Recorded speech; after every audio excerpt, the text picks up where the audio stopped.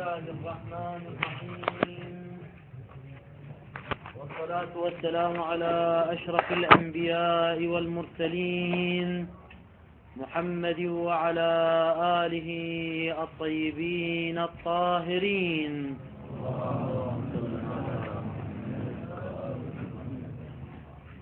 كان كلامنا في العلامة الأولى من علامات الحقيقة،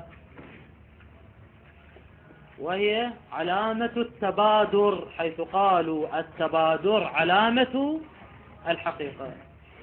وطرحنا في التبادر عدة مطالب.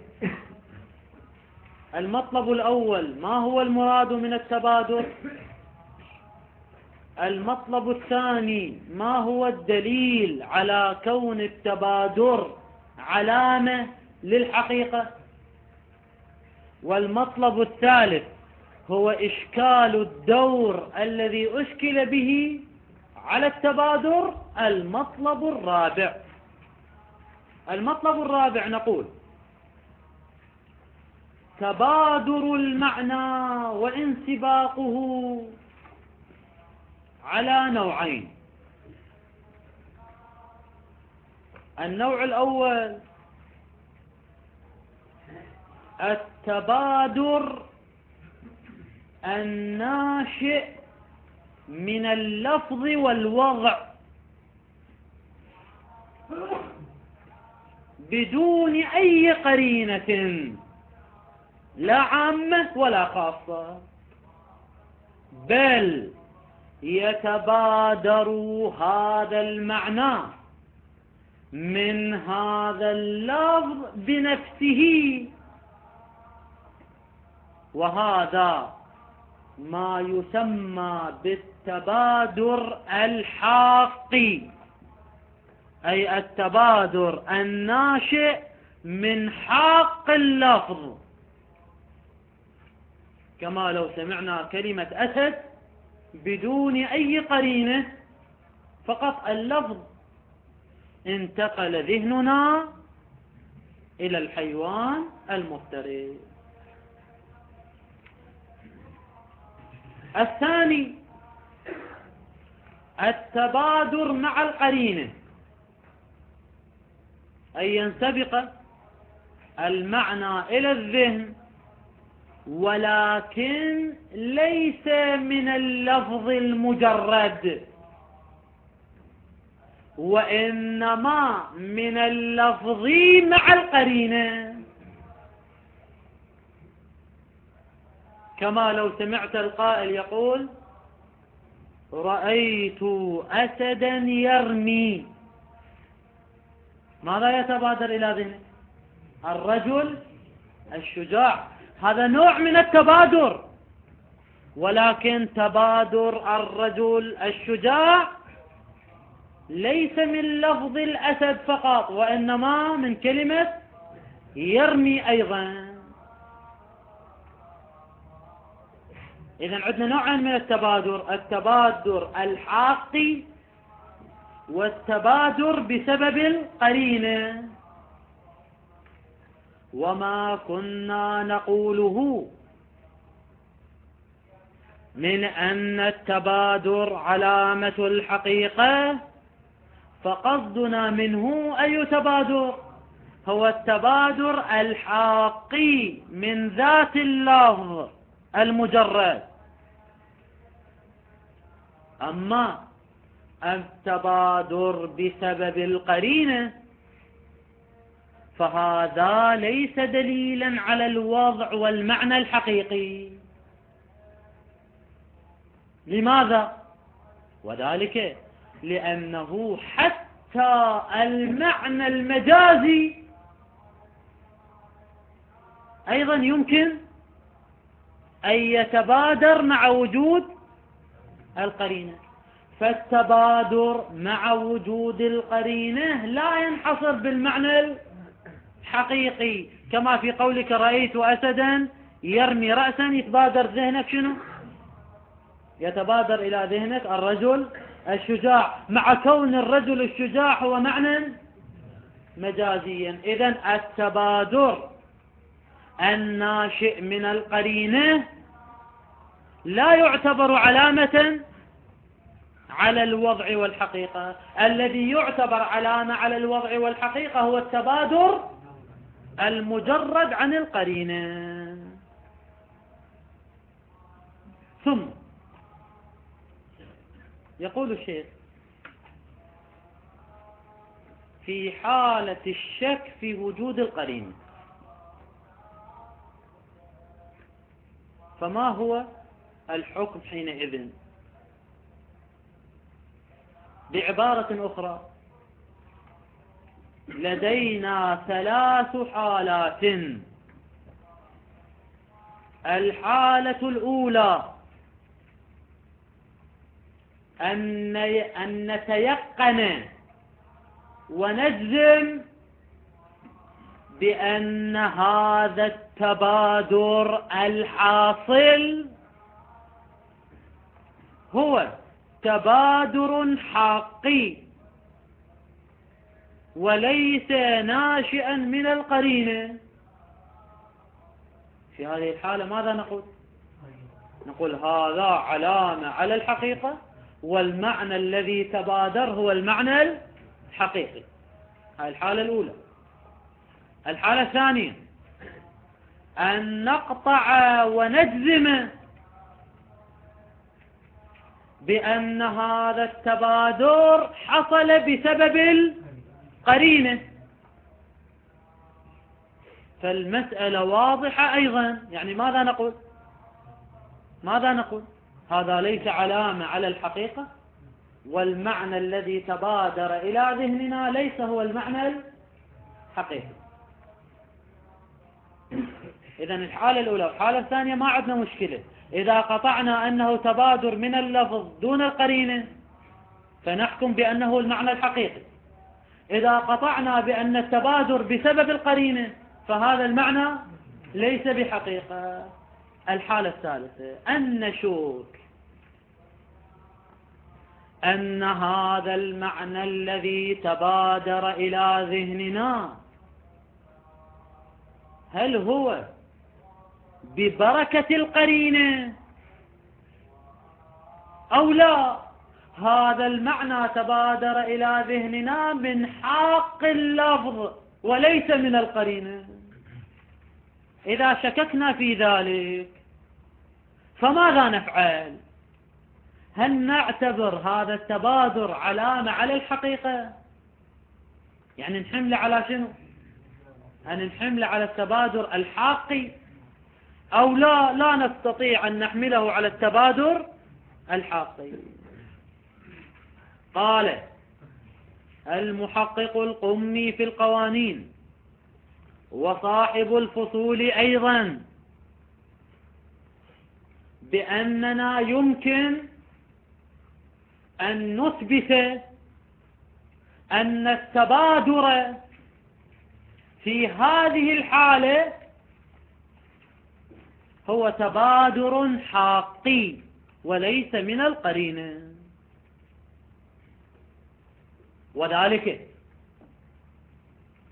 بأن نستفيد من أصالة عدم القرينة.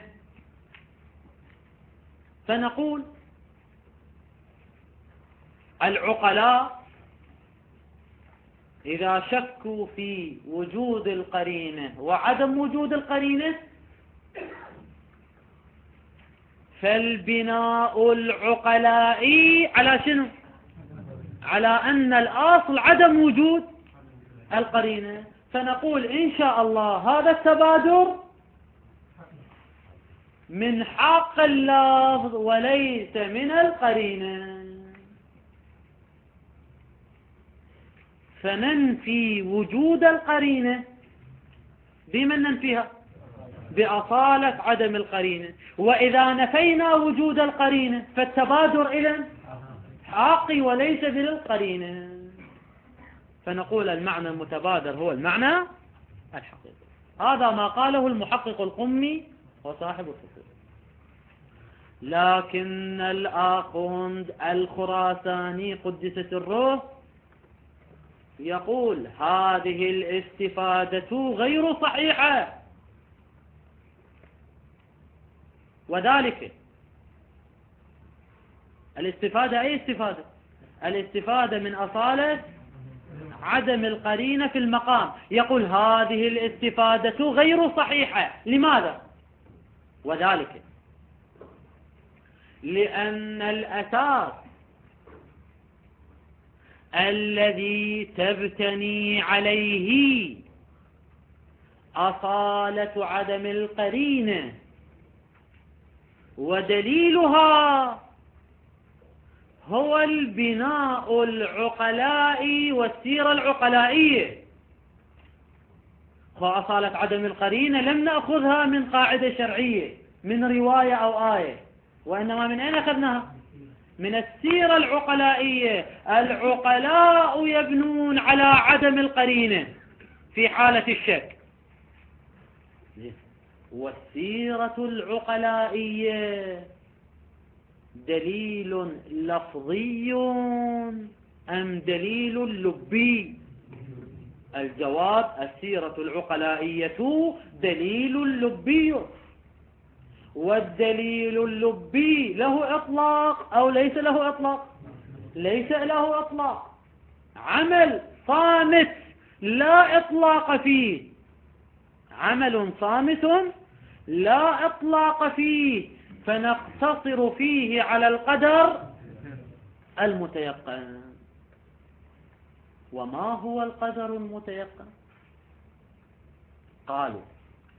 قالوا لبيان القدر المتيقن قالوا لدينا صورتان. الصورة الأولى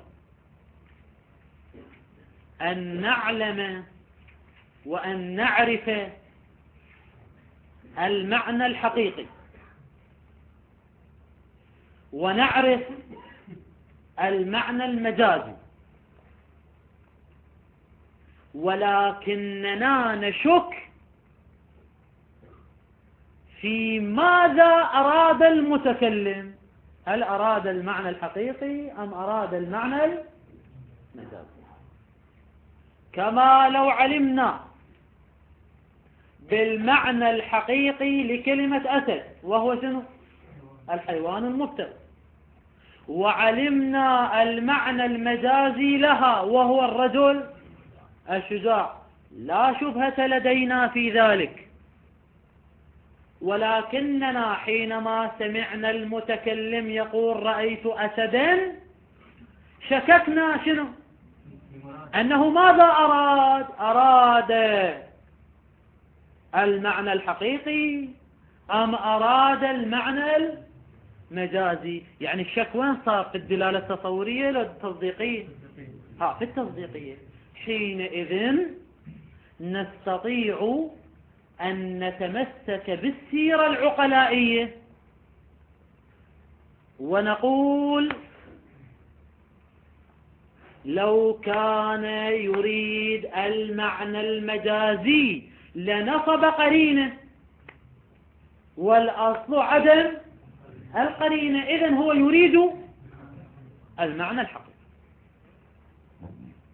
هاي الصورة الأولى اللي هي في الصورة الأولى شك في المعنى أم شك في المراد؟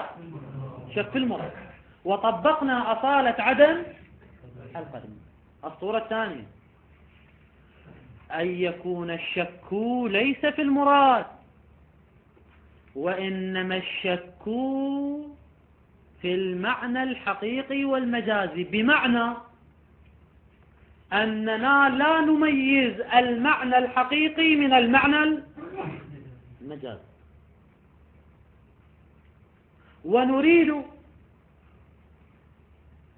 أن نستفيد من أصالة عدم القرينة لإثبات أن التبادر حقي، وإذا كان التبادر حقي إذن المعنى المتبادر هو المعنى الحقيقي. كما لو علمنا بأن كلمة أسد تستعمل وتدل على الرجل الشجاع، وكذلك تدل على الحيوان المفترس، ولكن لا ندري أيهما هو المعنى الحقيقي وأيهما هو المعنى المجازي. فأطلقنا كلمة أسد، وتبادر إلى ذهننا شنو؟ الحيوان المفترس. ثم شككنا أن هذا التبادر بسبب القرينة أم هو شنو؟ من حق اللفظ. فهنا شك في المدلول التصوري أم شك في المراد والمدلول التصديقي؟ شك في المدلول التصوري. وحينئذ في هذه الصورة لا يمكن أن نستفيد من السيرة العقلائية وأصالة عدم القرينة، إذ لا دليل على شمول السيرة العقلائية لموارد الشك وين؟ في المدلول التصوري. والقدر المتيقن هو إجراء السيرة العقلائية وأصالة عدم القرينة عند الشك في المدلول التصديقي. ولذلك يقول الشيخ الآخر في محل كلامنا عند الشك في القرينة: لا نستطيع أن نتمسك بأصالة عدم القرينة، لأن دليلها هو السيرة العقلائية، والقدر المتيقن من السيرة العقلائية هو أصل عدم القرينة في الصورة الأولى، اللي هي شنو الصورة الأولى؟ الشك في المراد. أما الصورة الثانية اللي هي الشك في الوضع والمعنى، فلا ندري أن السيرة شاملة لها أو ليس شاملة لها، فنقتصر على القدر المتيقن. وإحنا كلامنا في الصورة الأولى أو الصورة الثانية؟ القدر المتيقن هو الصورة الأولى، لكن كلامنا في الصورة الثانية، فلا نستطيع أن نستفيد من أصالة عدم القرينة. قال: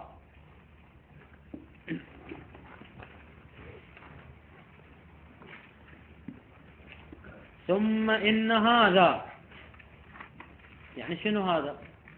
أي كون التبادر علامة الحقيقة أو علامة على الوضع، هذا فيما لو علم استناد الانسباق والتبادر إلى نفس اللفظ، اللي شنو سمينا؟ التبادر الحاقي. وأما بعد أكو فرق ثاني طبعا هو ما ذكر لك: أما لو علمنا بأن الانسباق إنما هو ببركة القرينة، فهذا قطعا شنو؟ هذا قطعا ليس علامة على الوضع والحقيقة. يعني قلنا عندنا كم مورد؟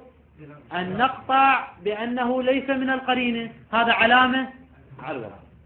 أن نقطع أنه ببركة القرينة، هذا ليس علامة على الوضع. تجينا يا حالة الساعة الشك. قال: ثم إن هذا فيما لو علم استناد الانسباق إلى نفس اللفظ، الحالة الأولى. الحالة الثانية لو علم الاستناد إلى القرينة. الحالة الثالثة: وأما فيما احتمل استناده إلى قرينة، ما ندري هل هو بسبب القرينة أم من حق الله. فهنا المحقق القمي والفصول شنو قالوا؟ نتمسك بأصالة عدم القرينة، فنثبت أنه تبادر حقي فيكون علامة على الوضع. الآخر يقول لا، يقول فلا يجدي أو فلا تجدي أصالة عدم القرينة في إحراز، يعني أن نتمسك بأصالة عدم القرينة لنحرز أن التبادر شنو سببه؟ كون الاستناد، استناد من؟ أي استناد التبادر إليه، يعني المن؟ إلى اللفظ، لا إليها، يعني المن؟ إلى القرينة. يقول ما نقدر نتمسك بأصالة عدم القرينة لكي نثبت أن التبادر مستند المن؟ إلى اللفظ وليس مستندا إلى القرينة، كما فعل ذلك القمي وصاحب الفصول. فلا يجدي أصالة عدم القرينة في إحراز كون الاستناد، يعني استناد التبادر، إلى اللفظ لا إلى القرينة، كما قيل من قبل المحقق القمي وصاحب الفصول. لماذا لا يمكن أن نستند إلى أصالة عدم القرينة؟ قال لعدم الدليل على اعتبارها. اعتبار من؟ أصالة عدم القرينة. لعدم الدليل على اعتبار أصالة عدم القرينة إلا في إحراز المراد، يعني أصالة عدم القرينة محصورة بمن؟ بإحراز المراد، في الشك في المدلول التصديقي. شنو السبب هذا الحصر؟ شنو سببه؟ قول أنت اقتصارا على القدر المتيقن، لأن الدليل هو السيرة العقلائية، والقدر المتيقن من السيرة العقلائية هو الاستناد إلى أصالة عدم القرينة في تشخيص المراد، لا في شنو؟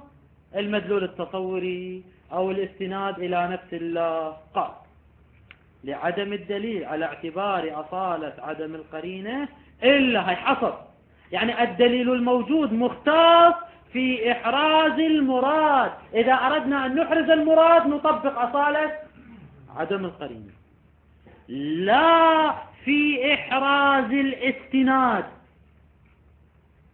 يعني شنو الاستناد؟ يعني استناد التبادر إلى حق اللفظ. يعني مرة نريد نطبق أصالة عدم القرينة لإحراز المراد اللي قلنا هاي الصورة الأولى، ومرة نطبق أصالة القرينة، أصالة عدم القرينة لإحراز أن التبادر حقي، أن التبادر مستند إلى اللفظ. هاي الصورة الثانية. وقلنا القدر المتيقن هو الصورة الأولى. أما الصورة الثانية فلا دليل على الشمول، إذ لا إطلاق في السيرة العقلائية حتى نتمسك بإطلاق هذه الصورة الثانية. وبما أن كلامنا في الصورة الثانية فما استند إليه المحقق القمي وصاحب الفصول صحيح أو ليس صحيحا؟ ليس صحيحا. هذا تمام الكلام عن العلامة الأولى وهي التبادل. العلامة الثانية ويعبر عنها بتعبيرين. التعبير الأول صحة الحمل وعدم صحة الحمل. فإذا كان الحمل صحيحا فالمعنى حقيقي، وإن كان الحمل ليس صحيحا فالمعنى مجازي. التعبير الثاني صحة السلب وعدم صحة السلب. فإن لم يصح السلب فالمعنى حقيقي، وإن صح السلب فالمعنى مجازي. هذان تعبيران نفس النتيجة بالنسبة لنا للعلامة الثانية. توضيح ذلك نقول إذا شككنا في كون المعنى حقيقيا أو مجازيا فنجعل المعنى موضوعا، ثم نجعل اللفظ محمولا، مثلا في كلمة أسد، إذا شككنا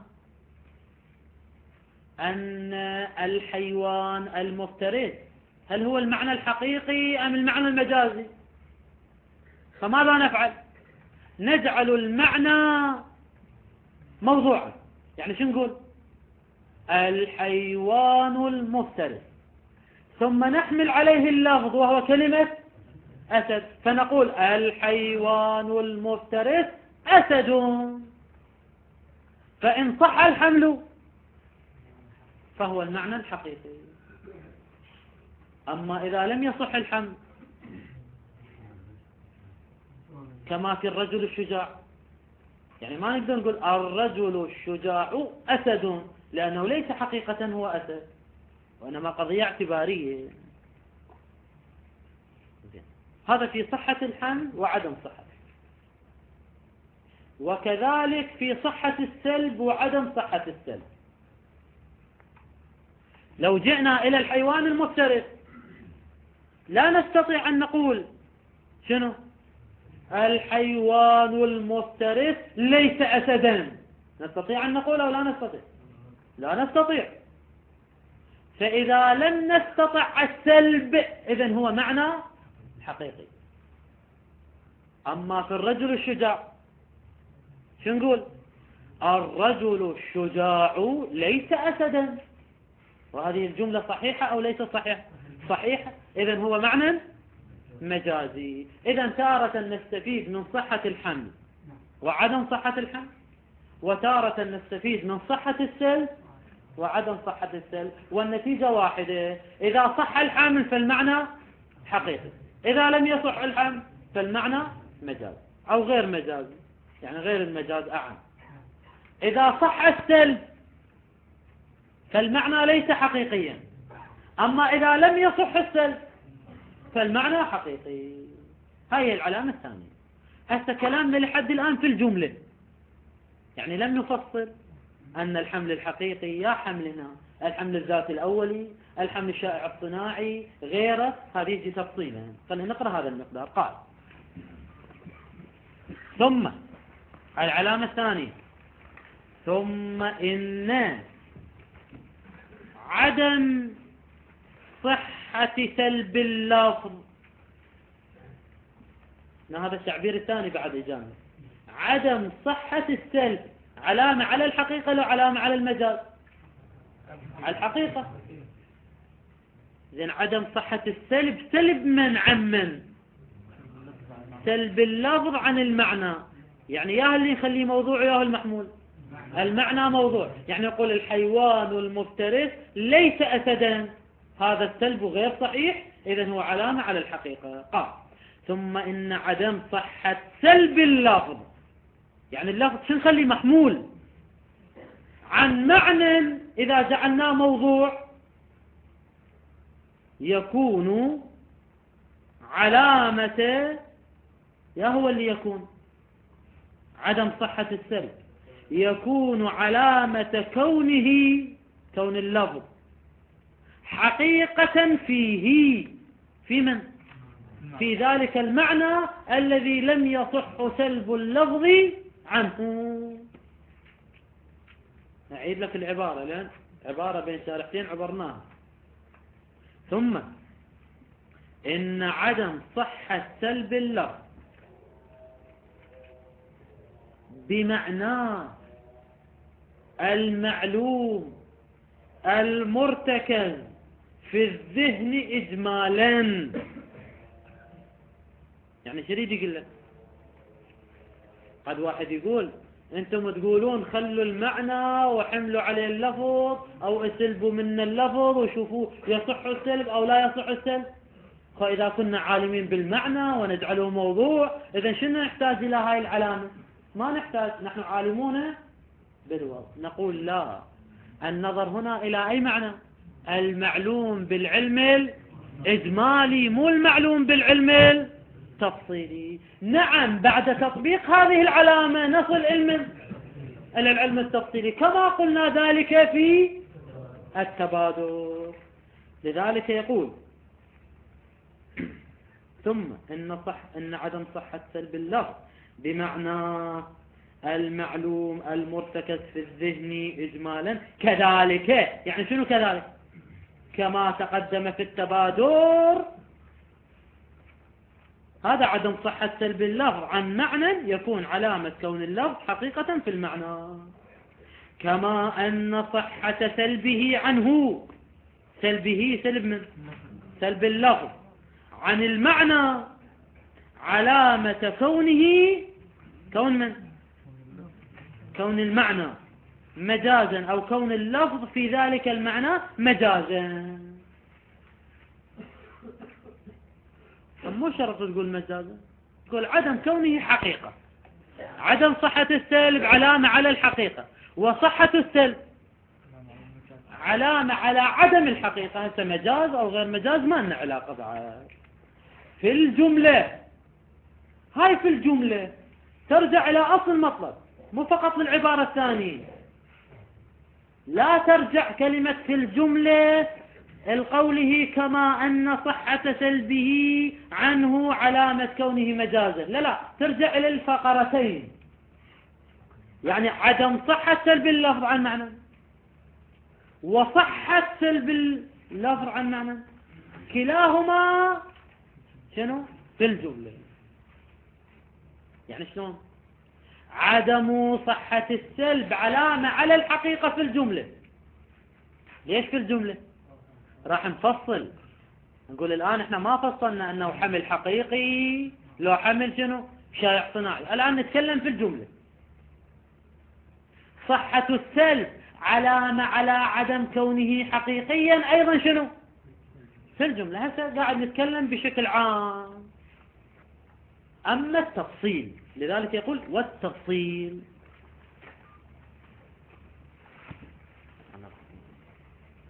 الحمل على أنواع،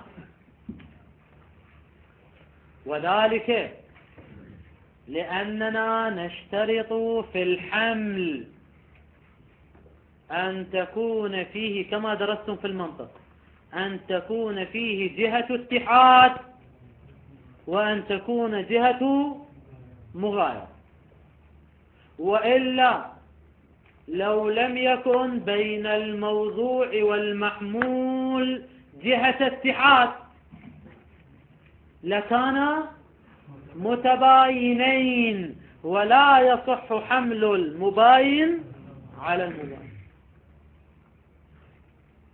أما لماذا نشترط وجود جهة مغايرة؟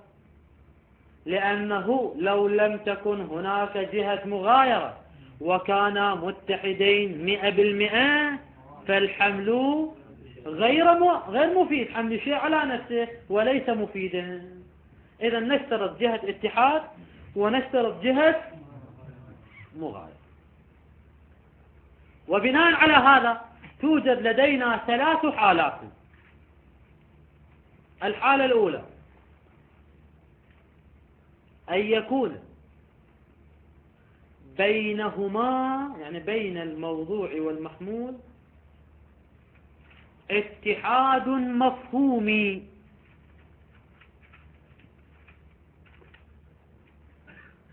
والتغاير لا يكون إلا بسبب اللفظ، تغاير لفظي.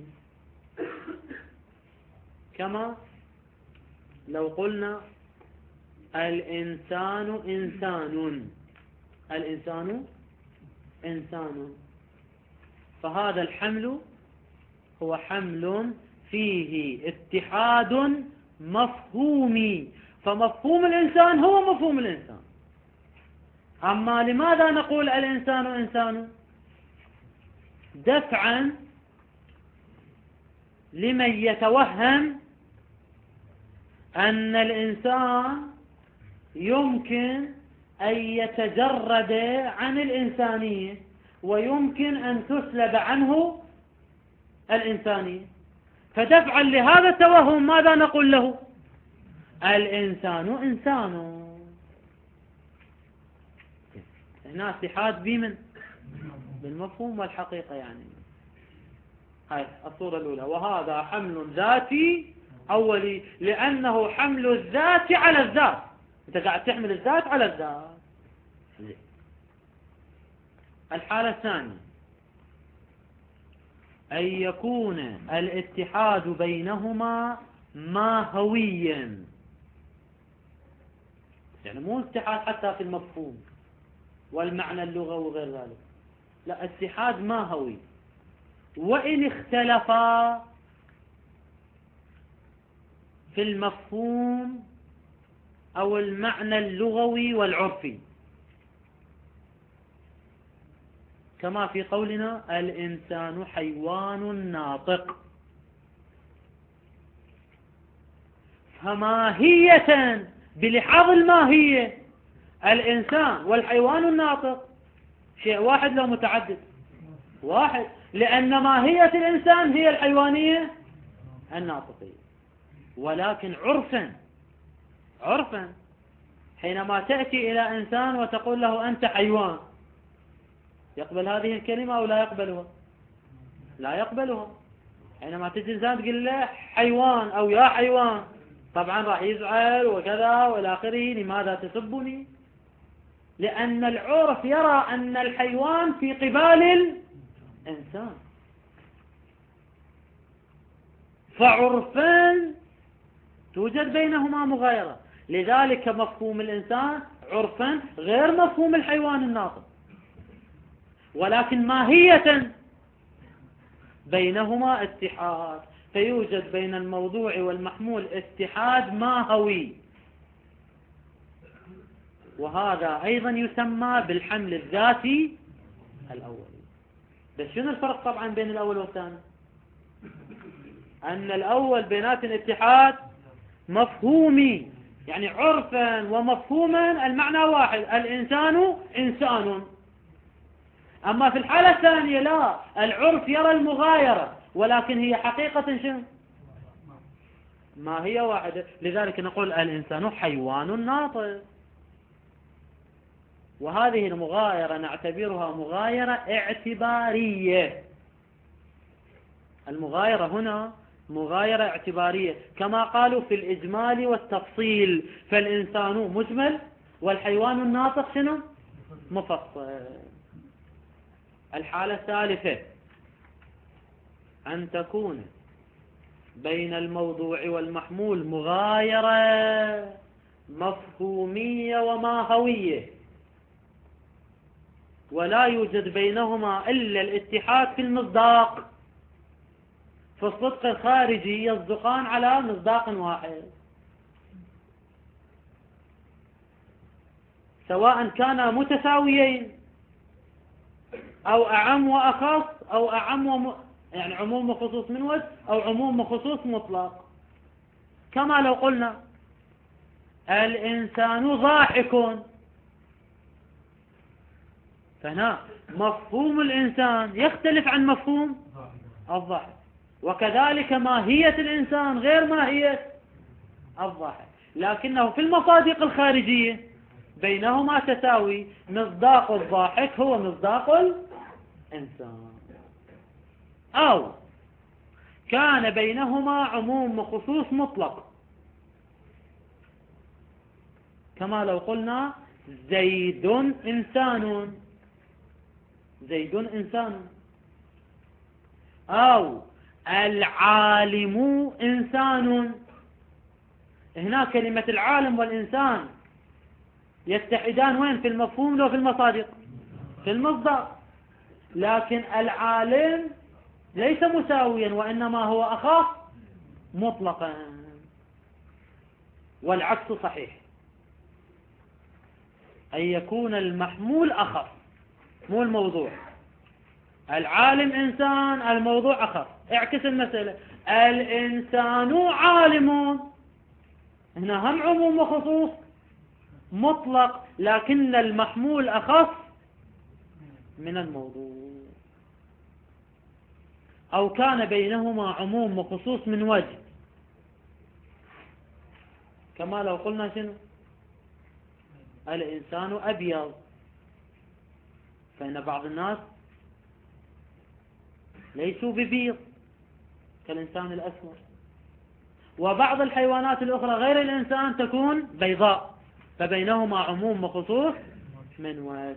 المهم أن يكون بينهما اتحاد مصداقي، سواء كانا متساويين أو كان المحمول أعم من الموضوع، أو كان الموضوع أعم من المحمول، أو كان بينهما عموم وخصوص من وجه. كل هذه الموارد يصدق الحمل الشائع الصناعي. إذا متى يصدق الحمل الشائع؟ إذا كان بينهما اتحاد مصداقي. متى يصدق الحمل الأولي؟ إذا كان بينهما اتحاد ماهوي أو مفهومي. هاي كمقدمة أخذناها من المنطق، أنتم دارسينها بالمنطق إن شاء الله. زين النتيجة اللي نوصل لها. فنقول بعد هذه المقدمة الطويلة نقول: إذا صح الحمل الذاتي الأولي فنفهم حينئذ أن هذا المعنى هو المعنى الحقيقي لللفظ. نرجع لأصل مطلبنا. إذا شكينا في معنى أنه حقيقي لو مجازي فنحمل عليه اللفظ. أول مرة شو نجرب؟ الحمل الذاتي الأولي. فإن صح حمل اللفظ على المعنى حملا ذاتيا أوليا نفهم أن هذا المعنى هو المعنى الموضوع له اللفظ، هو المعنى الحقيقي. أما إذا لم يصح الحمل الذاتي الأولي وإنما صح الحمل الشائع الصناعي، يعني جربنا اللفظ حملناه على المعنى فتبين أنه يحمل عليه حملا شائعا، فنفهم حينئذ أن المعنى شنو؟ لا نقول أن المعنى فرد من أفراد المعنى الحقيقي. أن المعنى الذي حملنا عليه اللفظ حملا شائعا هذا المعنى هو جزء من المعنى الحقيقي، مصداق من مصاديق المعنى الحقيقي، فرد من أفراد المعنى الحقيقي. يعني ماذا نفهم؟ نفهم أن هذا اللفظ موضوع لمعنى عام. ما هو ذلك المعنى العام؟ لا نعرفه. أما هذا الموضوع فهو فرد من أفراد ذلك المعنى الحقيقي الكلي العام. مثلا حينما نقول زيد إنسان، ماذا تفهم؟ هذا حمل شائع لو حمل أولي؟ هذا حمل شائع. فماذا تفهم؟ تفهم أن زيد هو فرد من أفراد المعنى الحقيقي لكلمة إنسان. إذن إن صح الحمل الذاتي الأولي فنعلم أن الموضوع له هو المعنى الحقيقي. إن صح الحمل الشائع الصناعي نفهم أن الموضوع هو فرد ومصداق من مصاديق المعنى الحقيقي الذي لا نعرف، ما ندري ما هو المعنى الحقيقي. أما إذا لم يصح الحمل، لا الحمل الحقيقي الأولي ولا الحمل الشائع الصناعي، فماذا نفهم؟ فنفهم أن هذا المعنى الذي لم يصح فيه الحمل ليس هو المعنى الحقيقي وليس هو فرد من أفراد المعنى الحقيقي، بل إما أن يكون شنو؟ معنى مجازيا إذا كانت توجد مناسبة بين المعنيين، وإما هو حمل خطأ إذا لم تكن هناك مناسبة بين المعنيين. قال والتفصيل، فقط نطبق العبارة. والتفصيل إن عدم صحة السلب عنه طبعا عن المعنى، عدم صحة اللفظ عن المعنى وصحة الحمل عليه، يعني صحة حمل اللفظ على المعنى، هاي متى تكون علامة على الحقيقة؟ بالحمل الأول. وصحة الحمل عليه بالحمل الأول الذاتي، اللي هو شنو ملاكه؟ الذي كان ملاكه، ملاك من؟ الحمل الأول، الذي كان ملاكه كما ثبت في المنطق الاتحاد مفهوما. فإذا صح الحمل الأولي إذن يوجد اتحاد ماهوي أو مفهومي، إذن هذا المعنى حقيقي. علامة خبر، علما لخبر، خبر إن عدم صحة السلب وإن صحة الحمل عليه علامة كونه كون هذا المعنى نفس المعنى الحقيقي، أو كون اللفظ نفس المعنى ماهية ومفهوما، فيكون هو المعنى الحقيقي الصحيح. زين، فهذا يكون علامة على الوضع.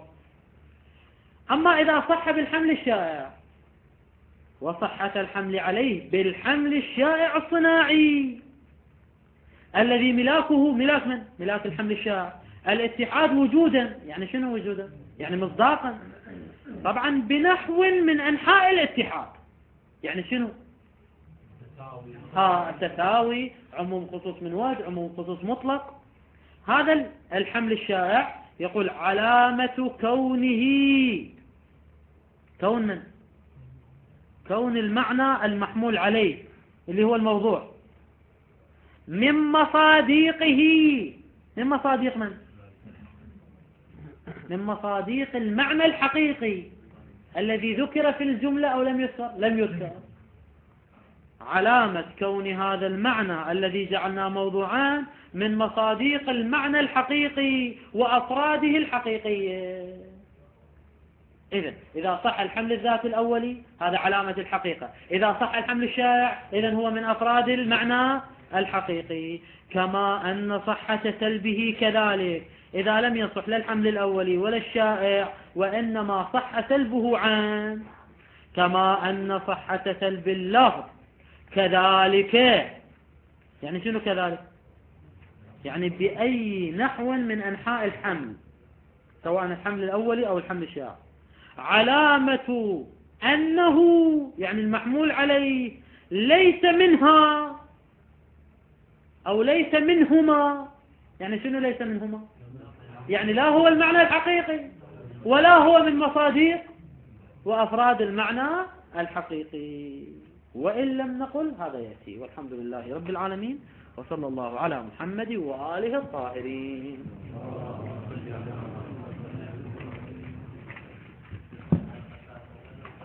لا، الحلقة الثالثة في دار العلم إن شاء الله.